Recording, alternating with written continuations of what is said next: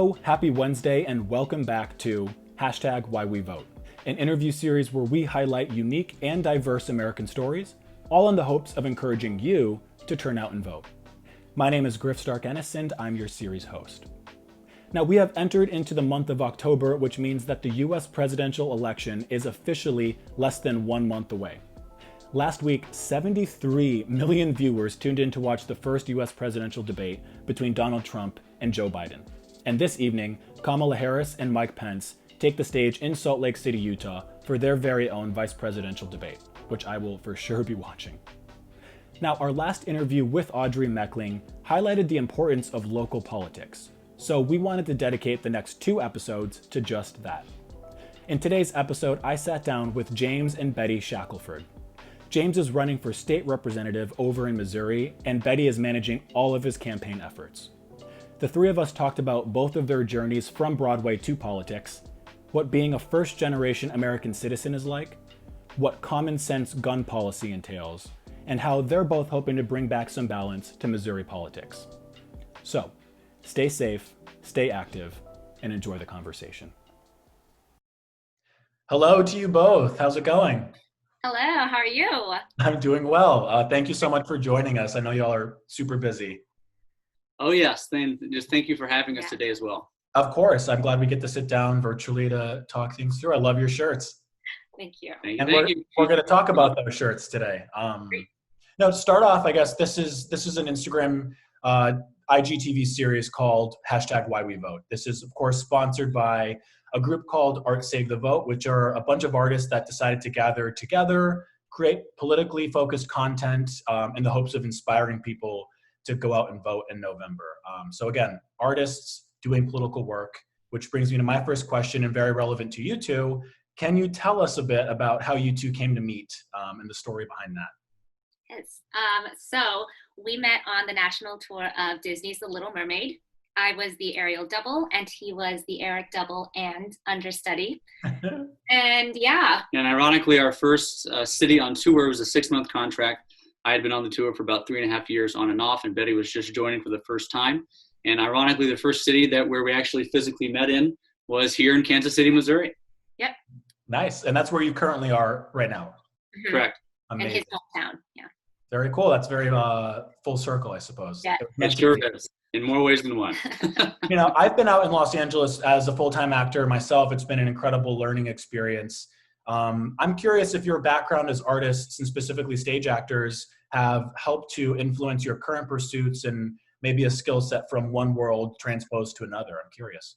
Definitely for me. Oh, and yeah, for sure for me as well. I would say, growing up, from childhood on, being in the school musicals, getting a degree in musical theater, and then working professionally out of New York as a live theater artist.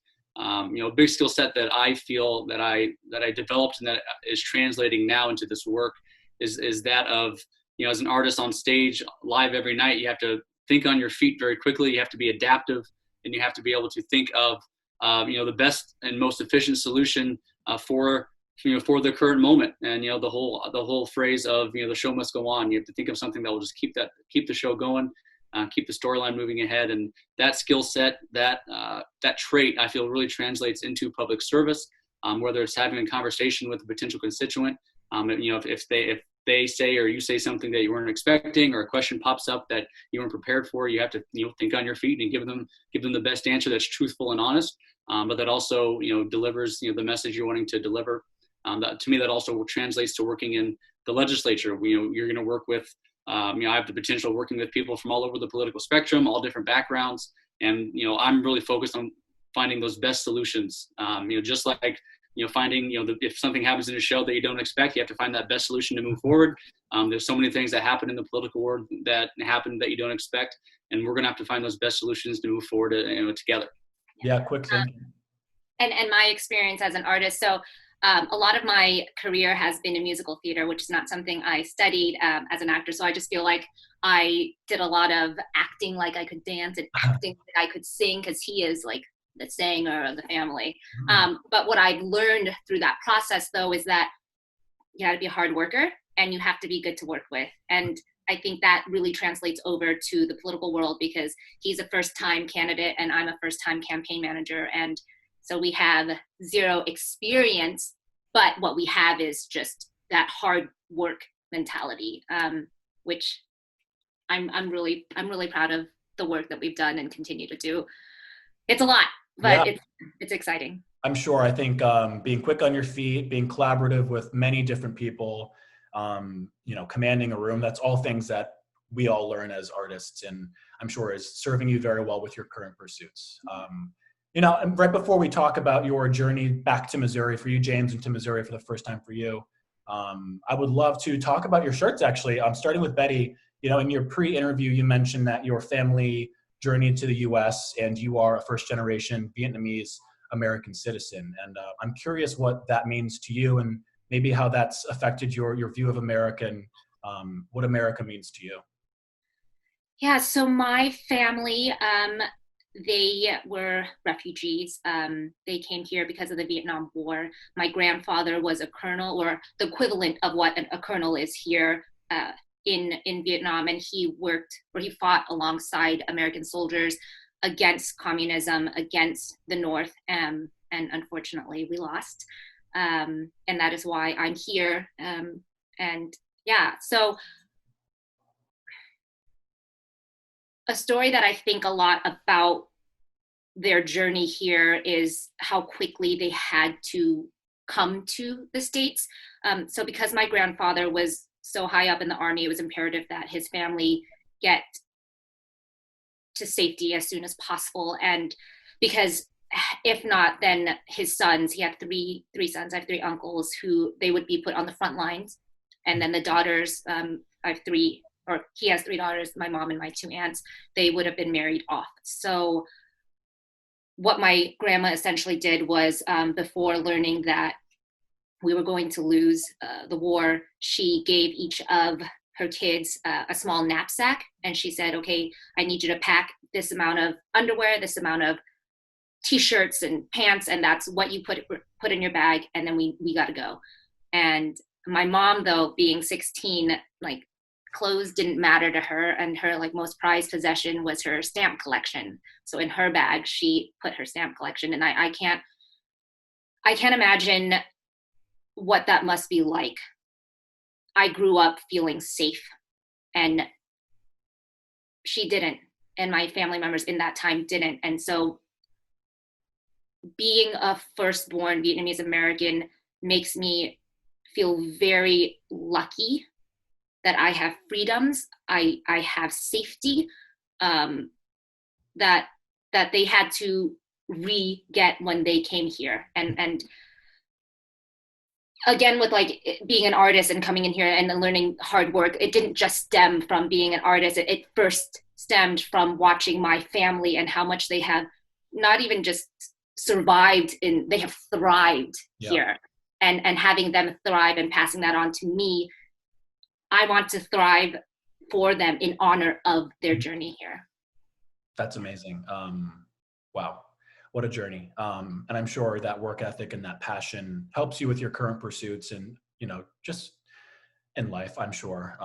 Now, James, in regards to your background, you mentioned that you had done some great work with the USO organization, which prior to that information coming onto my lap, I didn't know much about it. So for the viewers who might not be familiar with that organization, can you talk about what they do and what your experience with it was like? Sure, I'd love to. So yeah, the USO, a little history first. It's a nonprofit organization here in America. It's all, that stems worldwide. They give back to our military community and their families in many different ways. They've been around since 1941. President Roosevelt, in February of that year, which was 10 months before the Pearl Harbor attack, he knew that we would enter the war at some point, and he knew they were going to need a support system back home to support our troops, boost morale, provide supplies, et cetera, et cetera. And, ever since World War II, they've been around here in America, to present day. And my experiences with that, when I was in New York, I joined in 2013, and then I spent 6.5 incredible years traveling the world and traveling our country, to different military installations, to different events, giving back to our military families, whether it be performing, whether it be just spending time with and just, experiencing their day-to-day lives, seeing, firsthand the daily sacrifices they all make. And it's not just the active duty member of their family, it's it's their spouse, it's their children, it's their extended family, and everyone's a part of it. Especially being an artist performing for the military community, they're one of the most appreciative groups of people you could ever perform for, one of the best audiences you could ever ask for. Even if they were stone-faced during your show, as soon as it's over, each and every one of them will come up and say, thank you so much for that. Thank you for being here. I've had so many great, wonderful experiences. A story to touch on, one of my favorite times at the USO. It was Christmas Day of 2017. I had chosen to spend my Christmas traveling and working with the USO. Three people, me and two ladies, went down to North Carolina, Jacksonville, North Carolina, and we spent the whole day and performed with about 2,000 newly enlisted Marines, and they were, I don't know, most of them were probably 17, 18, 19, 20 years old, very, very young. And most of them, we asked them, is this your first time away from home during Christmas? And I'll probably say 90% of the room raised their hand. So just to be able to spend that time with them, to bring a little bit of home, to them on that very emotional day, half of them we saw got their phones on a break, and they were able to call their families. And a lot of them started to cry. A lot of them were very emotional because they hadn't, in this sort of training period they were in, they don't get their phones a lot. So it was a very emotional day for a lot of different reasons. And to be able to give back and just to tell them, hey, I'm not your family. I'm, the farthest thing from it probably, but I'm here to say thank you to you and to support you and for everything you're just getting into. And that really inspired me and helped me develop a passion for service and for giving back. And that's why I felt I was ultimately called and led to pursue public service on a higher level, like we're doing now. That's amazing. My mom actually retired a few years ago, but she was a fourth grade teacher in a school district that was very close to a fairly big, I think the biggest Army base in New York, called Fort Drum. And so yes, year over year, she would have kids, either stopping by for a little bit and then, moving elsewhere with their family, or, more sad would be their parents being deployed and them just having to work through that in the classroom. I have a big respect for military families, and I know my mom does as well. So that's incredible. Now, you guys are in Kansas City, Missouri. Now, Bety, you're from California. James, you're from there, but you both moved from New York City to more permanently live there. What inspired that move for both of you? And I guess, Bety, it's James's home state and neck of the woods. How has that been as a native Californian, just acclimating to that environment? We joke a lot that this is my first time being landlocked. But I love it here. The quality of life is great. Like what we paid for my studio in LA and then our little apartment in New York, and now we were able to buy a home last year. We're now first-time homeowners, which is being. So we plan to be here for a while. Yeah, never thought that would happen in a million years, and now that it's here, it's great. But what really inspired this move initially, from my personal passions and experiences with USO, I felt my passion for giving back was rivaling my passion for performing, and then it surpassed it eventually. A longtime hero and idol of mine here in Missouri, a guy named Jason Kander, he announced his run for mayor back in 2018, and I just knew, I just had this, and she knows this as well, I just knew from this time he announced, I knew I had to be part of it somehow. I flew back, I flew in the same day, and it was a 24-hour trip to be at his kickoff event here in Kansas City. I got to meet him and meet his staff, and I told him that I really want to be part of this campaign. And then we from that we made plans to move back here. We both at the time were talking about the possibilities of maybe leaving New York. I knew I wanted to make a difference politically. I knew in California, where I'm from, I think you can make a difference anywhere you are, mm-hmm. but the substantial impact that I thought that I could bring to the table would be larger in Missouri. Mm-hmm. And so I jumped on board. Same. So from that kickoff event, we formulated plans to move back here to my hometown. Never thought I'd move and live here again. His mom was happy. My mom's over the moon about it. She lives about 2 miles away from us now. But ironically, 2 weeks before we actually moved out of New York, Jason Kander actually dropped out of that race. So I was very devastated. That was like the big plan to move back here for, but it ultimately worked out just fine. I enrolled at UMKC. I'm a master's student here.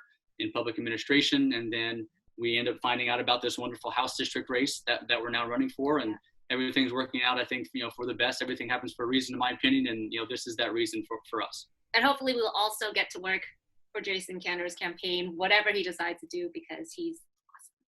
We'll have to look into him. That's awesome. So, to recap for our viewers, James, you were running for state representative there in Missouri. And Bety, you are managing, you are managing the campaign, which is an incredible job and I'm sure very difficult. Can either of you or one of you tell us a bit about Missouri's current legislature, how that looks, present day, and how that might change if things, go a certain way in November? Yeah, so currently the government here is held by a Republican supermajority, or in the House, I guess in the Senate too, but and so there are 8 targeted House districts in Missouri that, if flips blue this year, will end that supermajority. So, and we are one of those targeted 8. And so that's why it's so important that our district flips. Each election cycle, it gets closer to being blue. This district has been red for the past 16 years, but I would say it's a little more on the purple side. And hopefully after this election, it'll go over to blue. And the big reason that's important, the last decade that we've had this supermajority, I say it's coincidentally the Republican side, because it's just a matter of fact. I'm not mad at them for it, but they're the ones who have it. They have enough votes within their own party. They don't need to listen to the Democrats. They don't need any votes from the Democrats to pass or block any legislation here in Missouri. So really, they've really been in control of what's going on in our state and the direction our state has been heading. And the direction that our state has been heading, I have not been happy with it. Bety has not been happy with it. And that's one of our main motivations for jumping in this race at this time, especially this year. That's amazing. And also in your pre-interview briefing, you mentioned, and I quote, a fair and balanced democracy. You spoke to it a little bit. Can you tell us more about what that specifically means for your state? Maybe not at, a super high level, but what does that mean to you as someone who's running for change? Of course. So as I touched on the supermajority, where it's just one party being able to control everything and choosing or not to listen to another side. To me, a fair and balanced democracy is just having a government that listens to all sides, that hears all stories. To me, that's the way that it's intended to be. And respects the will of the people. And that also respects the will of the people. We've had several statewide ballot initiatives that either the legislature has put on the ballot or that the citizens, with garnering enough signatures, have put on the ballot. And for example, there's one called Clean Missouri. It goes to having fair and ethical government here in our state. 2 years ago, we, the citizens, overwhelmingly passed it. 1.2 million Missourians, over 62% of the vote. We passed it. It was a big moment for us. And ever since that, the supermajority has been working hard to change it. They've proposed new amendments that will change the redistricting process in that bill for next year when our districts are redrawn after the census is counted. And we're actually voting on those amendments again this year because the supermajority was not happy with that statewide ballot initiative. They keep telling us that we, the voters, didn't know what we were voting for, and they're going to come in and help us. But I believe, and Bety does as well, that we Missourians are going to come together once again. We're going to unite, and we're going to tell the supermajority that that hey, we knew what we were voting for. We want a fair government, which includes fair and balanced maps. And I believe we're going to tell the supermajority again on November 3rd that hey, stop working against us. We are the people's will is what you're in office for, and it's about time our government started working for that will as well. So if you live in Missouri and you see it, that's no on 3. No on 3 on November 3rd. No on 3. Excellent. Not work against us, work for us. And I think so many people in this country are realizing that they need to demand that. It's not enough to just vote and kind of let that carry on how it does. It's you have to be proactive. You have to speak up. I myself am starting to do that. I can't wait for tomorrow to speak, because as we've seen, tomorrow's not guaranteed for anyone. Highlight on your website, James, amongst a few other topics, is the topic of common sense gun policy. Now, I'm from country upstate New York. I have a lot of friends that love hunting season and that are, pro-gun. Can either of you speak to what that policy would look like ideally for you two, for those that are unfamiliar or would like to be? Sure. So, here in Missouri, just like where you're from up in upstate New York, it's a big hunting state. We have a lot of very responsible gun owners here in Missouri. And, we're very grateful that a lot of them have to be our supporters as well. Yeah. So with wanting common sense gun reform, we're very honored that we have the distinction for Moms Demand Action as a gun sense candidate. And so here in Missouri, between Kansas City, St. Louis, and Springfield, those are 3 of the top 15 cities on a list we don't want to be on. Those which is the highest rates of gun-involved crime and homicide. And this year, again, Kansas City and St. Louis, we're about to beat our annual record for homicides that are gun-involved for probably the second or third straight year in a row. And it's time that our legislature actually, pays attention and does something to, help that. And this is just one way we can do that. So that legislation to me looks like universal background checks. It's something that, a majority of Americans have expressed interest in wanting, including a lot of responsible gun owners. That also includes red flag laws. And there's a number of other things as well that we just don't have here in Missouri because we've had this Republican supermajority who has been backed. A lot of them are, have A ratings with the NRA. I was very glad to get an F rating this year. It's the first F I've ever had in anything, but I was very happy to receive it. And again, what I tell people is, since we have so many responsible gun owners here in Missouri, just like where you're from, up in New York, I support this common sense gun legislation, but at the same time, any piece of gun legislation that I'm going to support and vote yes on, it's also going to respect the Second Amendment. I believe we don't want to take anyone's guns away who is responsible, and we absolutely respect the Second Amendment. And yeah, I don't like the stereotype that like, we're going to take your guns. Because that's been the big divide with this conversation nationally, especially here in Missouri. It's a big reason why we've had a supermajority to begin with. A lot of the Republican candidates will just say, if you vote for the Democrat, they're going to come and take your guns away, and that's just not the truth. It's just the farthest thing from it. And to have these conversations, to bring everyone to the table and to say, look, here's this legislation. This is what it goes for. Here's the truth of the matter, and it's going to go towards bringing our homicide rates down and into building responsible gun ownership here in Missouri. And, that's what these pieces of legislation are all about. Yeah, I think that's incredible. And I think with issues like that and so many others, I think people, the public, they get caught up on the headlines. They get caught up on the sound bites of, they're going to take your guns away, or they're going to do X, Y, Z. And, as an informed person myself, I've really tried to get past just the headlines and do my research and figure out what the details of policy is and what they're actually saying are, because it's easy to read something or hear something and then run with that. It's a lot harder to do the research and get educated on it. And I think that's where a huge gap between, politicians and the people exist. It's not providing enough information for the people. And on our end, it's not seeking that information out. It's just, I guess, being satisfied with just a headline. So that's incredible. I think you had mentioned that you are a student. Obviously, running a campaign's crazy. I saw that you have a few dogs behind you, new house owners. How are you balancing everything? We're not. No. Well, thankfully for me, Betty's one of the most organized, type A people in the world, which is a good thing. A fun type A. She created very early on. She created this incredible Excel sheet, which is we call our campaign weekly breakdown. It has all of our daily tasks to do. It has all of our social media strategies. What post? What graphic design? Yes. How many calls is James making today? How much money do we have to raise today? Yeah. So that is our scripture. That is our daily thing that we look at, and that we make sure we're ticking off all of our tasks and goals. And if as we've seen with this year specifically, but just in life in general, things you have a plan, and then there's what life brings you. And so we've been able to adapt and mold into the throes of what a campaign is, especially during a pandemic. And not having any prior experiences, I think, has helped us, because we're just taking the few limited avenues that we are able to campaign and to canvas, and we're doing those to the fullest extent.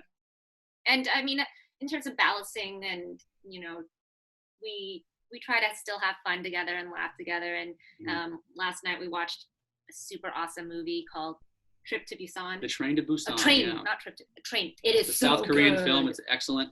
And a big important thing we've been emphasizing for both of us is, with the campaign, with our lives here at home, with my schooling, And everything Mental else, health days? yes, Yes, we take mental health days at least once a week. We feel that's very important. Maybe like James will do one Mhm. week and I'll do one next week. Yeah. But it's important if we just feel that we're getting close to being burnt out or anything like that, we'll just take an afternoon or the evening off, and we'll figure out our schedule for the next day. But we that has helped us a lot with just staying refreshed and recharged. This election is too important for us to work too hard to the point that we burn out and feel like we want to quit. And so we have to maintain our mental health in order to fight for the people. Yeah. Something that helps us with that balance is all of our amazing volunteers, all of our supporters, our field director, Aaron Williams. They do so much work on our behalf. And just before we got on this call, we had a group of volunteers from Moms Demand doing lit drops for us today. And we're very lucky with the amount of support that we've been able to find here in It takes the village. It sure does. I mean, we can't make impactful and long-lasting change without support. And in terms of just alleviating stress and pressure off of the people maybe leading that charge, support is crucial. Even just getting this series up and running, it takes a village, as you said. Oh, yes. And I guess final question for you both. You're running your own campaign there. There's obviously a pretty important presidential election also happening around the same time in November. So much is going on with that. So much rhetoric, so much emotion. For you two each, very quickly, what does this upcoming presidential election mean for you? What are you, hopefully when you go to vote, either at home or at the polls, what are you carrying with you into that vote? I mean, with being a daughter of a refugee, I don't feel that if our current president becomes president, or if he becomes president again, I won't feel that same safety I feel living here. And I won't feel like I have the freedoms that my family had to escape from Vietnam to come here to get. So that to me is extremely important. Yeah. And for me, I see a lot of similarities between Vice President Biden's campaign and our campaign, really, with what they're trying to bring back to their communities. I believe, President Biden's campaign is looking just to bring back decency, looking to bring back unity to a country that desperately needs it and that desperately hasn't really had that from our top leadership from the top down for several years now. And it's very similar here in Missouri. Our current governor and our state legislature has, not all of them, but a lot of our state leaders have exemplified some of the same rhetoric coming from the White House here in Missouri, and it's led to a very divisive society. I can't tell you how many people will hang up on me during a phone call halfway through my introduction, just saying that I'm running to represent them for state representative. And to me, winning this election, not just here in Kansas City, but nationally for Vice President Biden, that to me is the first step that we need, the first step of many in bringing our nation back together and being able to respect one another despite our differences of opinion. That to me, that's a huge step forward that we need, and that's going to come with hopefully Vice President Biden's victory this November. Yes, I mean, hopefully we're all doing what we can to ensure that decision and that outcome is a reality and not just a hope. Because I think back in 2016, a lot of us were riding on hope and maybe not putting as much effort in. So I relate to that entirely. I have to thank you two for taking the time in your busy schedules to sit down with me.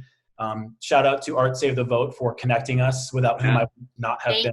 Art Save the Vote. Kelsey is incredible. And we wish you the best in all of your pursuits. We'll obviously, like everyone I'm interviewing, stay in touch. Please let us know how we can help with your efforts. Even though I'm in Los Angeles, we're living in a digital remote age. We can help remotely. Whoever wants the phone bank, email me, Bety@jamesmissouri.com. There's always calls to There's always calls to make. Amazing. We'll put that in our blurb. Thank you. Of course. Thank you again for sitting down, and best of luck with everything. Thank you so much. Best of luck to all of you, and thank you for all you're doing. Yes. Bye-bye. Bye.